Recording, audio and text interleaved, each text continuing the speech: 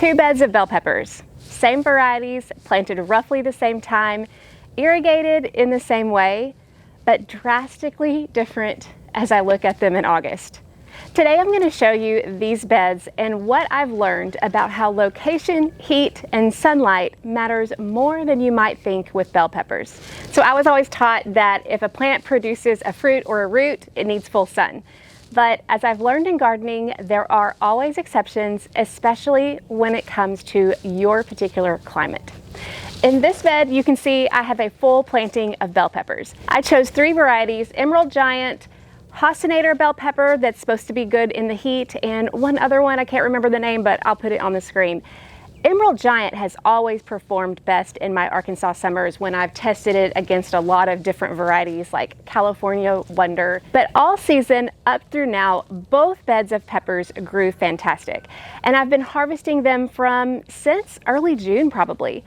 But now that it's August and we've had over a week straight of over 100-degree temperatures, you can see these bell peppers in this bed in particular are suffering. Now, my Texas friends have told me over the years that their bell peppers benefit from shade, but I just didn't get around to it with this bed. It wasn't super convenient, especially if you can see all of these volunteer zinnias that I absolutely love. I just didn't get around to shading them. Plus, I thought honestly that sun scald would be the primary concern, which obviously it is, but I wasn't too worried necessarily about the overall health of the plant. Clearly, I was wrong. You can see that these crops are struggling right now. Even though they are getting plenty of water with my Garden in Minutes garden grids, they're definitely not suffering from a lack of irrigation. I didn't think a lot of it. It's not uncommon for crops to struggle in such high heat. These peppers are not the only ones that are not liking this temperature. My tomatoes the same way. And I would have probably blown it off until I noticed how drastically different another bed of peppers in my far garden look in comparison. Same varieties, planted roughly the same time, irrigated in the same way. So before we dive into the difference between these peppers and the other peppers, I want you to see the difference for yourself. So let's go take a look at them. While we're walking, you may be wondering why I grow so many bell peppers. Part of the reason is my peppers have had some unknown disease in past years, and I wanted to hedge my bets and get as many peppers as I could. Thankfully, I haven't seen that yet this year.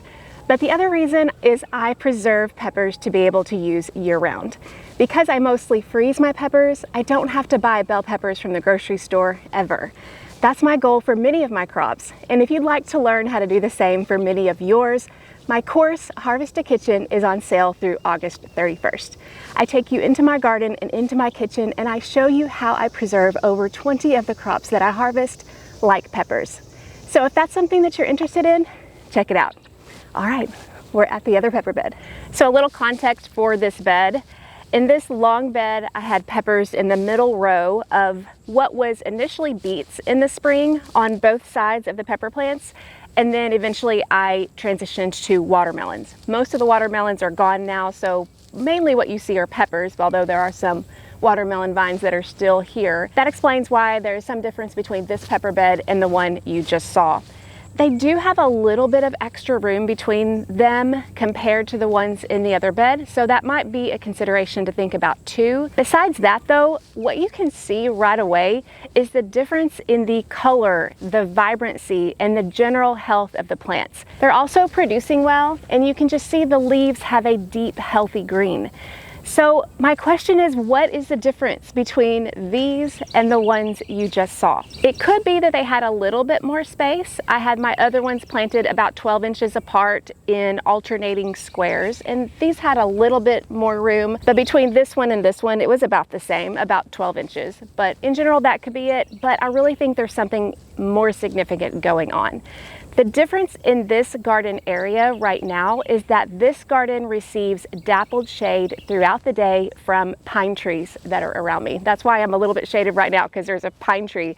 And you can see that there's some sunlight, and sometimes during the day they get full sun, but a lot of times they get random shade.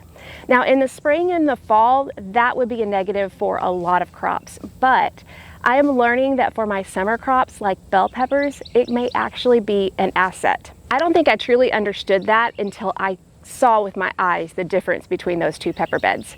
But to confirm my theory, I asked horticulturist Leslie Halleck about my thoughts. She will be a guest on the podcast in September talking about greenhouse growing, but off camera I asked her about my observation about peppers because she is an expert in all things horticulture and especially light and heat, as I learned from that podcast. She confirmed my suspicion, but also gave me some more information. Bell peppers in particular are more sensitive to heat and intense light. The intensity we receive in July and August in particular. Not only that, but the canopy of the trees itself that surround this garden helps keep moisture in the air from dissipating, creating more humidity and lessening transpiration. I know a lot of times humidity is considered a bad thing because it can exacerbate diseases, but I hadn't thought about its role in helping keep the moisture near the soil and near the plants so that they lose their water at a less high rate. So all of these factors, less intense light and thus a cooler temperature in the shade. I can tell you right now in the shade, obviously it feels so much better than if I were out here in the sun. And today is going to be the hottest day of the year, like 104 degrees. And I'm already sweating at 8 o'clock, but it's definitely cooler in the shade right now. So the cooler temperature in the shade plus potentially higher relative humidity helped these peppers thrive so much that my little tomato cages weren't cutting it. So I started adding actual tomato cages here to try to keep them from falling over and their branches breaking, which is pretty common if the peppers grow too much.